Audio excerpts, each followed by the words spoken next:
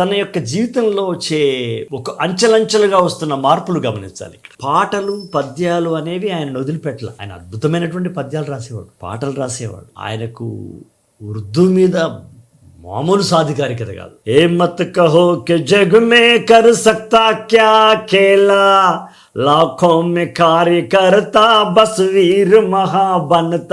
ఇట్లాంటి ఉర్దూలో కూడా చెప్పగలిగేటువంటి అదనమాట పాండిత్యం అనమాట ఆయన. యద్ కరో ఏ ఆర్యో భూలి హువీ కహానియా, భూలి హువీ కహానియా. ఆయన హార్మోని వాయిస్తూ చేసేవాడు అనమాట. ఈవినింగ్ కాగానే ఈ కార్యక్రమాలు ఇది చేస్తున్న నేపథ్యంలో అప్పుడే ఆంధ్ర మహాసభ అని ఉండేది. సురవరం ప్రతాప్ రెడ్డి గారు వాళ్ళంతా మర్చిపోయినా, సురవరం ప్రతాప్ రెడ్డి గారితో కూడా పరిచయం నాన్నకి ఆ రోజులలోనే.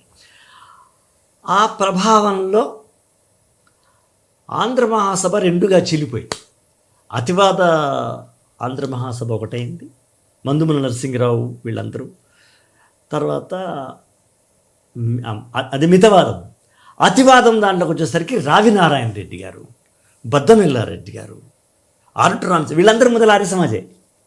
ఫస్ట్ వాళ్ళు ఈయన కన్నా ముందే ఆ ఆంధ్ర మహాసభలోకి వెళ్ళిపోయి గాంధీ నెహ్రూల యొక్క ప్రభావంతో మనము ఆర్య సమాజ్లో ఉంటే ఎట్లా, ప్రజల్ని ఎవరు పట్టించుకోవాలా అనే ఒక ఆలోచనతోటి ఇదేదో కేవలం ఒక రెండు మతాల మధ్యన ఉన్న ఘర్షణలాగా మారుతుంది తప్ప ప్రజల కోసము ఎట్లా ఇది వెట్టిచాకిరి నడుస్తోంది, ఒక్క రూపాయి లేకుండా పేదల్ని దొరల ముందు జాగీర్దారులు పని చేయించుకుంటున్నారు.